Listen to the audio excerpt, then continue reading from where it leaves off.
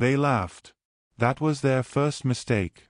To be fair, the galaxy had never seen Earth as anything other than a quaint blue marble, lovely oceans, irritating weather, questionable cuisine, and no military worth mentioning. The Galactic Council once called our atmosphere the prettiest ornament on an otherwise useless rock. We had no battle stations, no orbital fleets, no glowing armadas drifting in intimidating patterns around our world. Just clouds. Puffy, silly, defenseless clouds. So when the Council summoned Earth's representative to the Grand Convocation of Worlds, the aliens expected a meek apology for existing. Instead, they got Ambassador Jonathan Hale, a tall, impeccably dressed man with a smile sharp enough to cut glass and a voice smoother than aged whiskey. Hale had a habit of bowing just a little too low, as though mocking the very concept of politeness, and of answering insults with compliments that felt like sharpened knives hidden in velvet. When the first alien delegate sneered, "Your sky is empty. No fleets, no fortresses, no defenses. Even your clouds seem bored," Hale only smiled and replied, "Ah, but clouds are wonderfully deceptive. They look soft until the lightning comes out." That earned a ripple of laughter. Not with him. At him. Rising action, the convocation chamber glittered with the arrogance of empires. There were the Kresh warlords with their obsidian armor, the tall and elegant Veari who measured worth by the number of stars conquered, and the insectoid Krixtal who clattered their mandibles whenever they smelled weakness. They had all gathered to discuss what to do about the newcomer species that had stumbled, half-accidentally, into interstellar travel. Earth, the Veari Archon drawled, possesses no fleet, no deterrent, no claim to sovereignty worth defending. We should divide it peacefully, of course. Perhaps a protectorate, or better, a pasture world. Pasture? Hale echoed, brows lifting as though he'd misheard. For cattle. Indeed. Your people could be caretakers. The chamber chuckled. The sound echoed like glass breaking in Hale's ears, but he didn't flinch. Instead, he adjusted his cufflinks. Politeness wrapped him like armor. "You honor us," he said warmly. "But Earth is already spoken for." "By whom?" hissed the Krixtal, their mandibles rattling. "By the people who live there," Hale replied lightly, as though explaining gravity. "And if that isn't clear enough, I imagine you'll see soon." Conflict, the aliens pressed harder, amusement curdling into condescension. The Kresh warlord pounded the table. "You have no ships."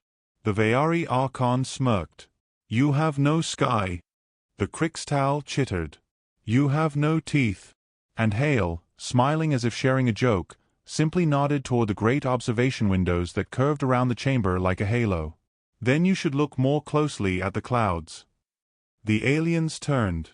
At first, there was only blue sky and a scattering of clouds. Fluffy. Harmless. Beautiful, yes, but empty. Then the clouds moved.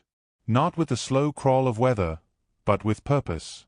The sky tore open in long silver seams. And something vast, something metallic, began to rise. The laughter died in the chamber. Climax out of the clouds, as though Earth itself had been hiding it in her breath, a ship emerged. Sleek, colossal, humming with power. It was not adorned with banners or markings. It didn't need to be. The sight alone was enough to silence empires. The hull gleamed like wet steel under sunlight. The engines roared low like a predator clearing its throat. "This?" the Veari Archon whispered, voice trembling. "This is not possible." "It's a prototype," Hale admitted cheerfully. "Humans do love their surprises. We call her the Resolute. She's our first fleet ship." "First?" the Krixtal hissed. "Oh yes," Hale said pleasantly. "First implies more, doesn't it?" The ship's massive cannons rotated lazily, pointing nowhere in particular and yet making everyone in the chamber feel very specifically targeted. "Impossible," spat the Kresh. "No species constructs such a vessel in secret." Hale's smile widened, polite and terrible. "You're right. We didn't build a vessel in secret." Above the clouds, the sky rippled again. One by one, like sharks surfacing for the hunt, more ships rose. Each different in design, some angular and predatory, others rounded and elegant, all glowing with dangerous potential. The clouds became curtains, and behind them waited an entire hidden fleet. The convocation chamber shook as dozens of human ships revealed themselves, their shadows swallowing the daylight. Resolution, panic whispered across the alien delegates. The council's arrogance fractured like glass under a hammer. You hid them," the Veari Archon stammered. "Oh, don't be dramatic," Hale said lightly. "We didn't hide them. We simply preferred not to brag. You see, Earth has a peculiar tradition. We let others underestimate us. It's almost a hobby at this point." The Kresh warlord's claws scraped against the table. "This is a declaration of war." "No," Hale corrected gently, his eyes gleaming.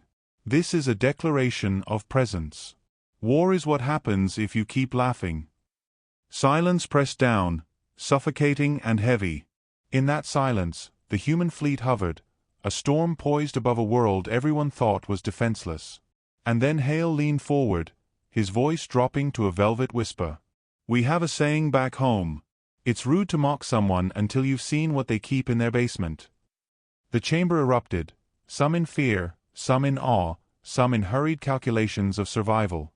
Hale only sipped the glass of water in front of him, perfectly calm, as if the fate of civilizations wasn't trembling in the air. The twist came not from the ships themselves, but from what followed. For even as the aliens scrambled, more signals flickered across the stars. Other fleets, not human, not Earth-built, but ships of smaller, subjugated species. Old allies who had suffered under the arrogance of the great empires. They had joined Earth. They had pledged their strength to humanity's rising storm. The galaxy had mocked the empty sky, but the sky had never been empty. It had only been waiting for the right moment to open. And when it did, humanity stepped out, smiling politely, and asked a single deadly question. "Shall we begin?"